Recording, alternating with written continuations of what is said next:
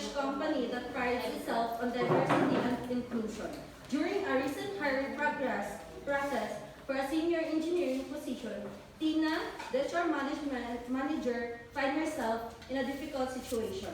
Mr. Santos, the CEO, instructs her to prioritize hiring a male candidate despite the fact that a highly qualified female candidate is also in the running. Mr. Santos believes that men are generally better suited for technical roles and justifies his decision as being in a company's best interest. Tina, who values fairness and qualities, is uncomfortable with the directive but fears for her job if she obeys. Good afternoon.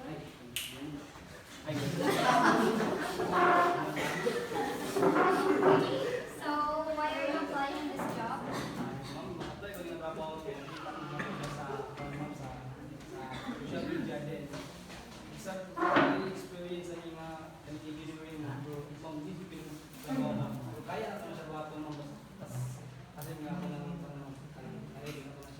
How can you assure that?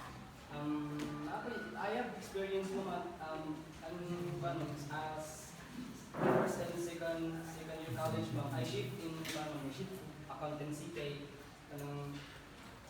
wala dito hindi na makaya hindi na makaya budget then took sa night tuition sa easy ay dito na kung wala na hindi na budget. Okay, last question. Ano sa may namangin mo sa ubang applicant? Ako lang naman peg, ubi ko ma'am din, kaya naman ako since nagkatawa ma'am. Okay, can you please submit your resume? You can go on now. Good afternoon. Good afternoon. So, okay. Why are you applying this job?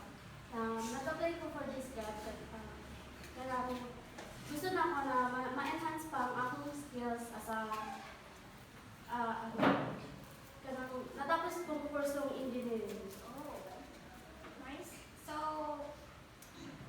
ano sa may lamang mo sa other applicant? Ang lamang na ako sa ibang applicant is mas kabalo ko na mas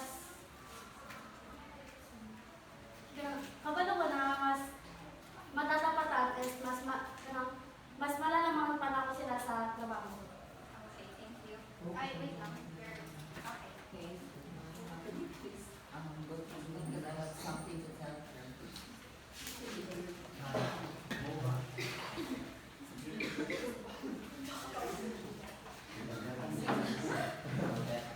Yes, sir. Good morning.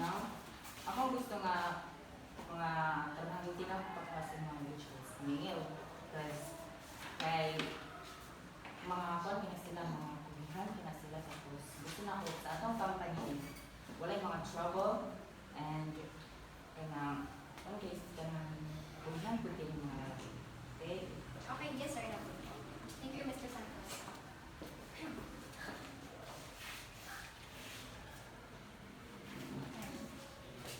Okay.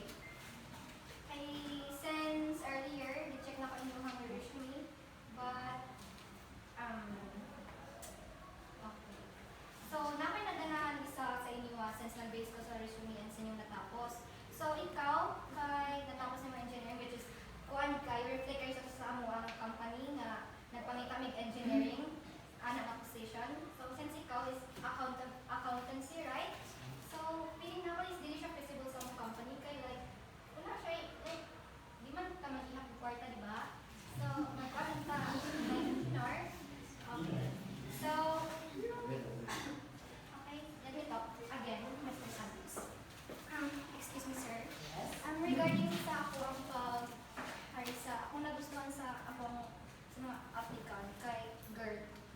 And this time, kailangan akong disagree sa inyo, sir, since ang lalaki mong good kay accountancy yung natapos, tapos dili siya related o wala siya yung nagka-reflect sa ito ang company, which is atong i-hire, ang gusto is kuan, engineering. So, ang babae ng good is engineering and summa cum laude din sa. So, I'm decided to nga piliyo ko nga babae if it's okay lang po. I hope you don't disappoint me or else I will fire you. Thank you so much, sir. You are higher. Excuse my. Despite of Mr. Santos' standards, Tina, the HR manager, was making a wise decision by choosing a right person.